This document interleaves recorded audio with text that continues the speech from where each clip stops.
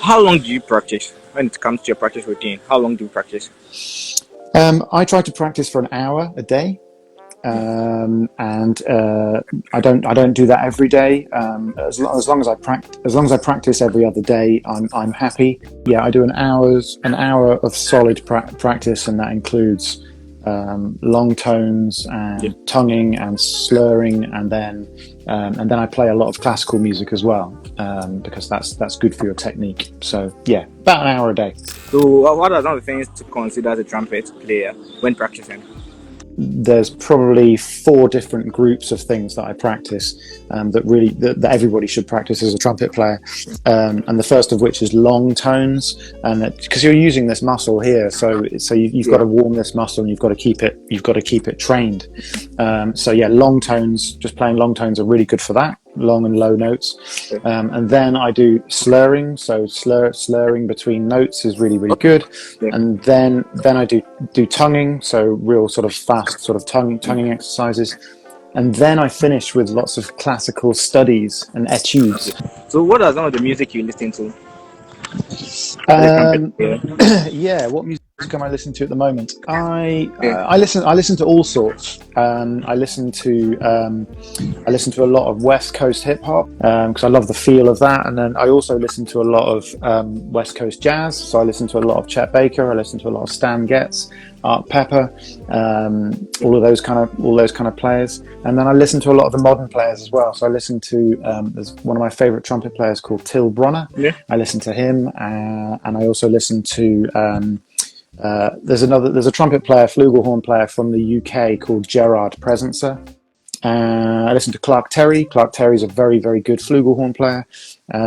So yeah, I listen to all sorts. Really, I listen to a lot of rock. I listen to a lot of a lot of jazz, a lot of funk.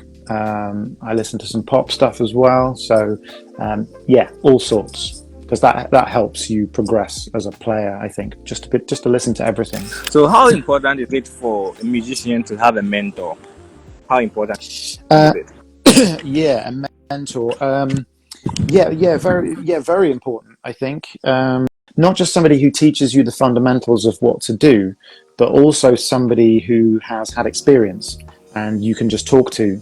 Um, I teach one guy actually. We don't really play that much. We just share experiences and share what it's like to play a gig and all this kind of stuff, because that's important too. Not just how to play. It's important to listen to somebody who's got experience. So yeah. So, how do you manage anxiety on gigs?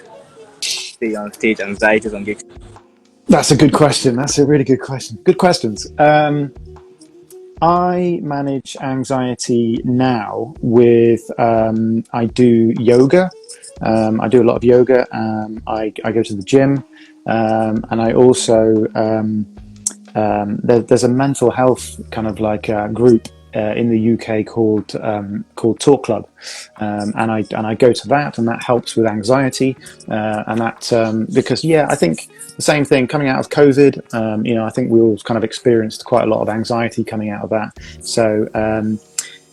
But the main thing that I do to cope with anxiety on stage is to be prepared. If you're not prepared, then you're going to experience a lot of anxiety. I make sure I know the music, I make sure I can play it, I make sure I can solo, I make sure my practice is good and I'm feeling good and I can play.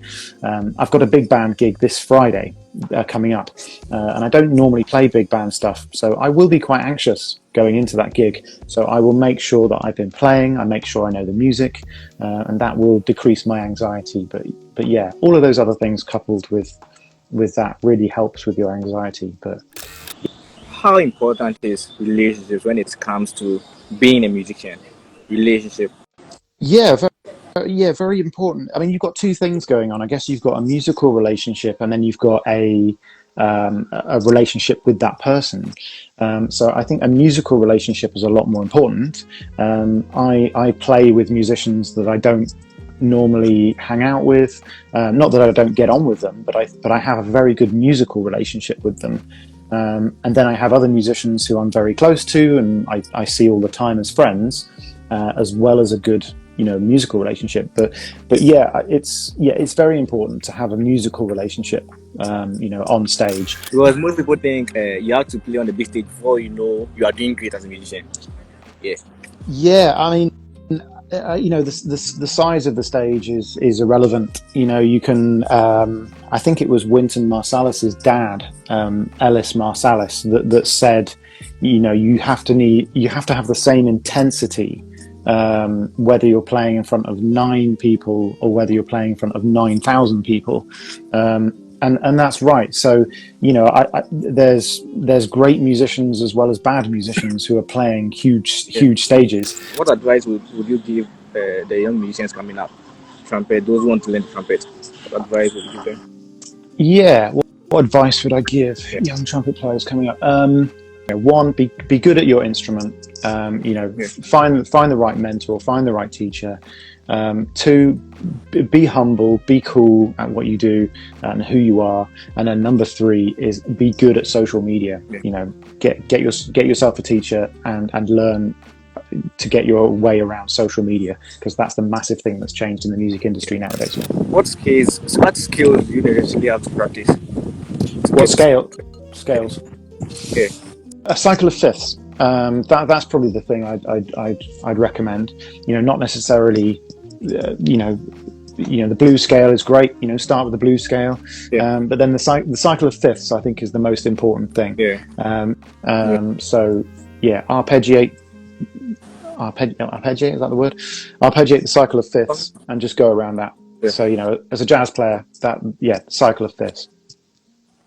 So thank you. It's been great so far. I think because of the network, we have to end here and maybe have you on later on. So yeah, God bless you for being here.